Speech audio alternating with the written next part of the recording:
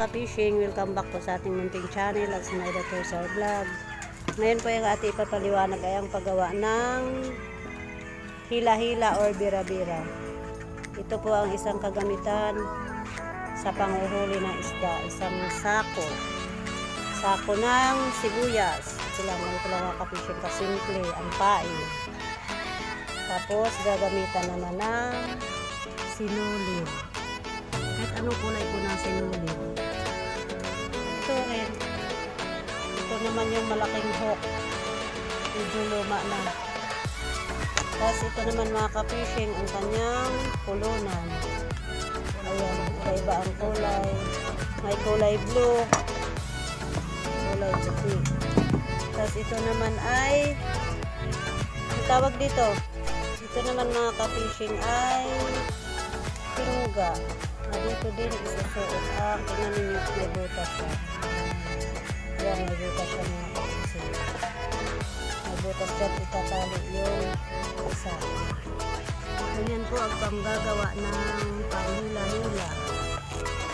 Simpleng gawain na hindi po tayo magkukos ng malaking puhunan. Pwede natin hingiin sa palengke ang pangpain. Sako sa sibuyas. Ayan, nakapishing sako ng sibuyas. So ngayon mga kapishing, kailangan hihimay-himayin ng pa isa-isa. Isa-isang himay. Himay. Separate. Sa isa-isa.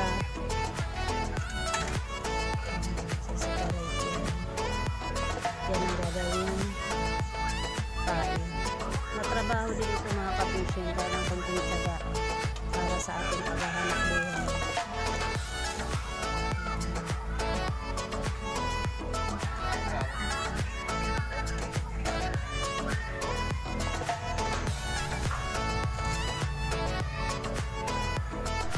So ito mga ka-fishing, ito yung tingga.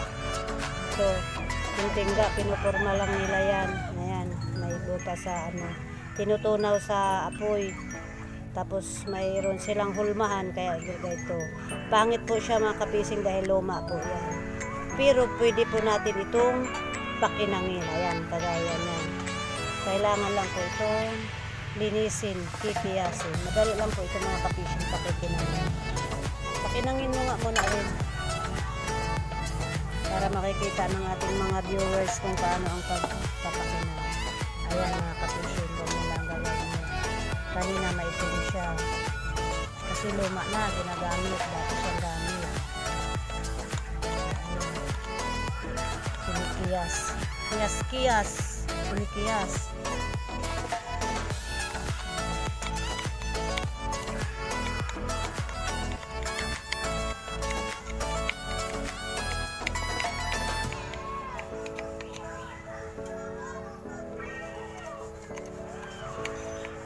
Pinipiyas lang yan mga ka-fishing para pumipit. Para attract sa ilalim ng dagat. Ano na si Badya na rin? Isang barilis, malasugi, dorado. Barilis, malasugi.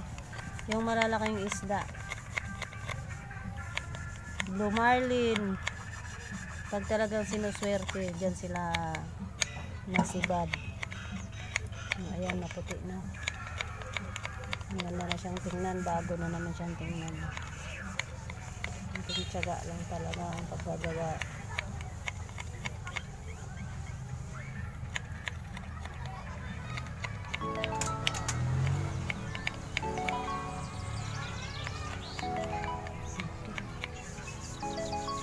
Ayan na mga ka-fishing, kailan niya siya. Kanina maitim. Ngayon makinang na.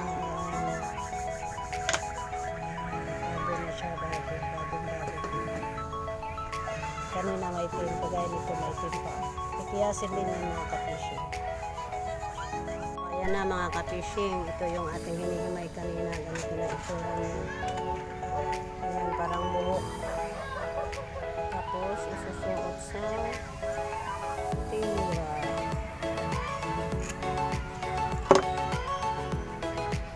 Ayan, may Marites tayo. Si Marites. Nakay kay Marites. Nakay kay Marites.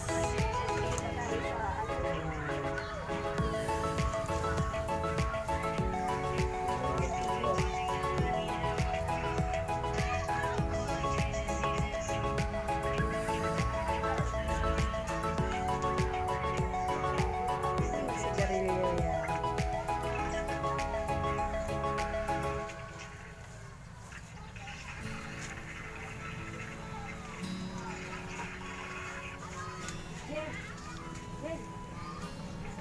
Tapos gagamitan natin ng sinulid.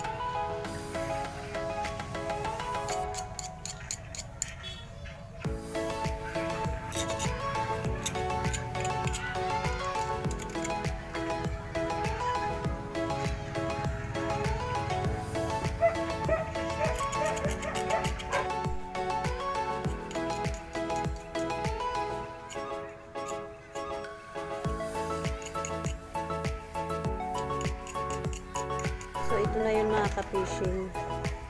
Yung ating pangain. Kailangan ibabaliktad lang. Ibabaliktad din lang. Para ito ang lumalabas. Tapos pag nabaliktad na siya, kita na. Tapos kukurtihan na lang natin yan. Pang-utok na naman yan sa mga malasugi, barilis. Ayan, sinusuotan na. May sa Marites. Maganda yung dyan pong buso. Sige, galing-galing kayo ng gabi. Dino. Tapos ito yung Pagpalabas hook. na lauwi siya. Yung biwas na. Ano numero ng biwas na iyan? Hindi. Di, anong numero ng biwas? 12? Ayan, numero 12 biwas mga ka-fishing. Kailangan panlagay. Ayun lang ang pag-ano. Tatali kahit ano yun. Aayusin lang ang pag-ano. Tali. May buso kita. Bakit ka dyan ang ano? Awan niya, baka ito butas lang.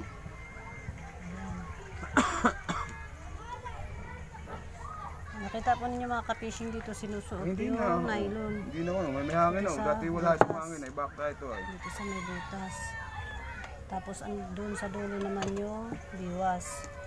O yung hook. Sa Bisaya, taga.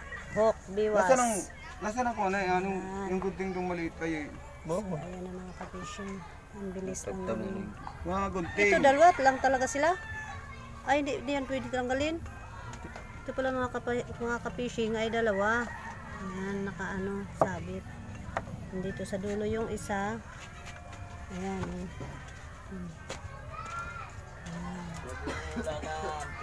So, ganyan lang kasimple mga ka-fishing ang ating panghila-hila na walang gastos kung hindi yung taga lang, taga, biwas, tingga, at nylon. Dahil ito namang pangpain niyang sako, pwede natin hingin ito sa palengke.